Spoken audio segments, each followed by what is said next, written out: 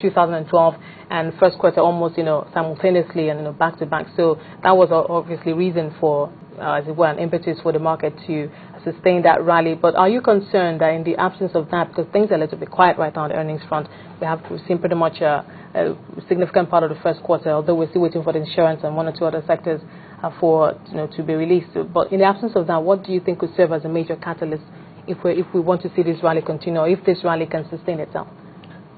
Esther, I pointed out that we have a more sophisticated way of looking at these companies with respect to what the institutional investors bring to bear.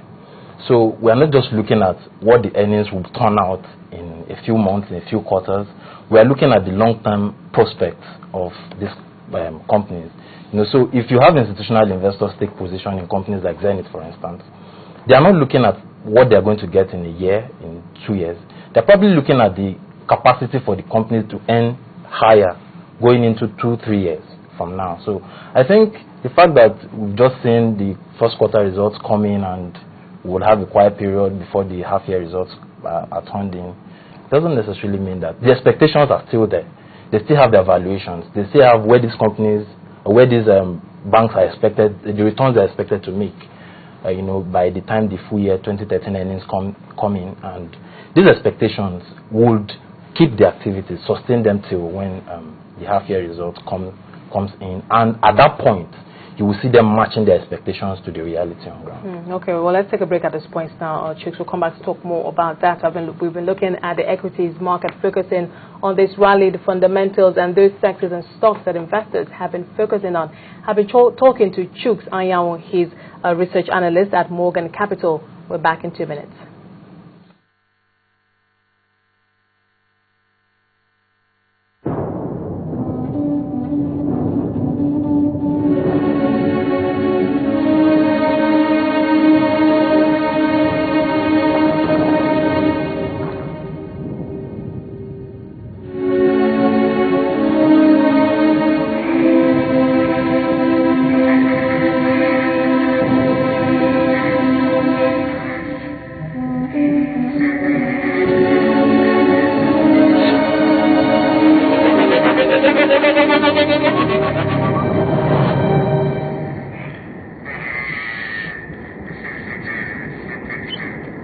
Wherever and whatever your banking needs, Guarantee Trust Bank will be there, now and into the future.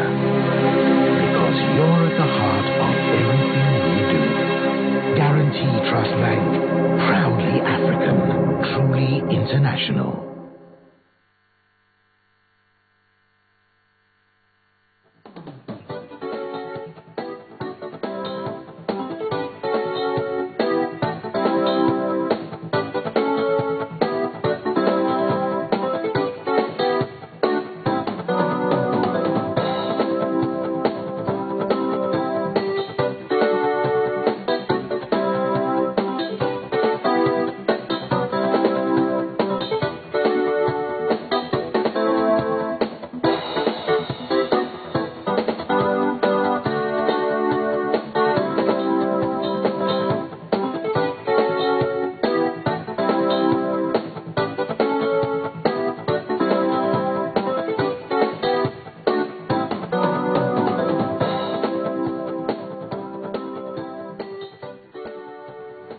Welcome back. We're still looking at the Nigerian equities market, looking at that unstoppable rally. The market has returned over 29% to investors since the beginning of the year. Blue chips, bellwethers from the industrial sector, consumer goods, and banking sector have been those sectors that it looks like investors have been focusing on. I've been talking to a research analyst from Morgan Capital, Chooks Anyanwu. But Chooks, so let's talk about, back to this, you talked about institutional investors, pension funds, and all of that.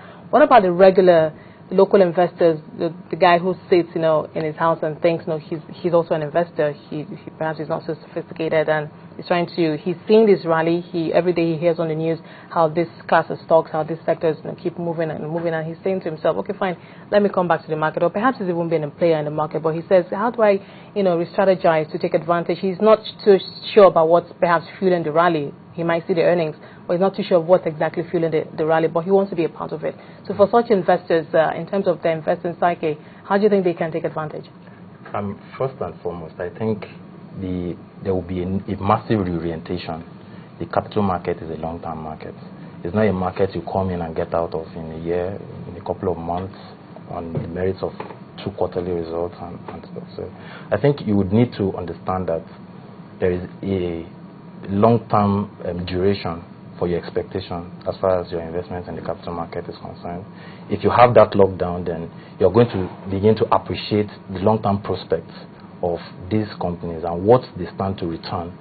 You think that's what's good for the market right now? Yes. For investors to hold that view, yes. Perhaps medium to long term instead. I think it would never really it would never really work for the capital market if we have a lot more retail investors who would just come and take a few profits here and there and get out of the market. Isn't that what constitutes the regular market cycle? Isn't that what makes the market interesting, yes, vibrant? It is, Esther. It is, Esther. But the truth is, they have a lot of damages they do to the market. The truth is, if, for instance, a big investment house who takes a long-term 3 years, 4 years outlook on these companies and their expected earnings and locks in his position, and is expecting these things to turn in or play out as the quarterly results come out, and they keep being distracted by the retail investors who come in and say that they are buying this and they buy. But we know the equities market is a volatile market. I mean, it's the most volatile as well. Anything can happen. Yeah, and that's why we have higher returns compared to any other class of investment. But the truth is, it will still be a better option for any investor to have a long-term outlook on the market. I think if you need short-term returns, you should just focus on other instruments that would give you the kind of returns that would settle your nerves, fixed income, But if you have a long-term outlook, if you have a long-term outlook on this market, I think it's better. Yeah. Okay. Well, let's look at some of the stocks to look out for. I mean, I can count some on my fingers, the usual bellwethers, but perhaps looking at fundamentals going forward, expansion plans, and all the other factors involved. What stocks do you think investors could look out for, and perhaps from what sectors, or do you have those Morgan Capital have any selection as well? Yeah, we recently did something on the internet. We brought out our expectations for these companies and some of the companies we expect to perform well as the year progresses. And we have a keen interest in Dangote Cement. The margins are compelling. You can't excuse the fact that Dangote is the biggest cement manufacturer in Nigeria, in Africa, if you take a look at it realistically. And you also be looking at the kind of margins it returns and the way it has continued to grow its earnings. It's compelling. You have to focus on Dangote Cement. As much as because there are others in that category, the cement company of Northern Nigeria, Lafarge Wapco, and one or two others. Do you think that sentiment could spread to those ones, or investors are looking at the stocks not just in the sector, they're homing in on particular stocks in the sectors? Because we know that sometimes when one or two banks do well, rally, and it just seems to spread across the entire sector. Esther, I'd rather keep my eyes firmly focused on what I think will return value to me. I think Dangote the size is overwhelming. I think it will be a problem for a lot of the other smaller competitors in the sector. So I think I would rather keep my eye on the big pie. I think Dangote Cement there is value in Lafarge, but I would rather focus on the big player. I would rather focus on Dangote Cement. I think the size is compelling. I'll focus on Dangote Cement in that sector. Then in the building construction, I would look at Julius Berger. I think investors have, to the best of my knowledge, been a bit unfair with respect to their pricing of Julius Berger. I think Julius Berger still remains the biggest construction company in Nigeria. It still enjoys a lot of patronage from the government, state, federal. We know what some of those juicy deals that they get, but it doesn't seem that it doesn't really. Investors don't feel like in terms of returns, much of that comes to them. Because they hear about the portfolio of what the kind of jobs they get, but in terms of dividend payout, the last one I think was just between 1 to 3 now. So investors were actually expecting more. There are peculiar challenges to the sector and how it operates in Nigeria. We have Julius Berger execute contracts and probably not get paid on time, leading them to depend a lot more on short-term financing. That's sorted out. the fundamentals of Julius Berger are still intact as far as I'm concerned. I think if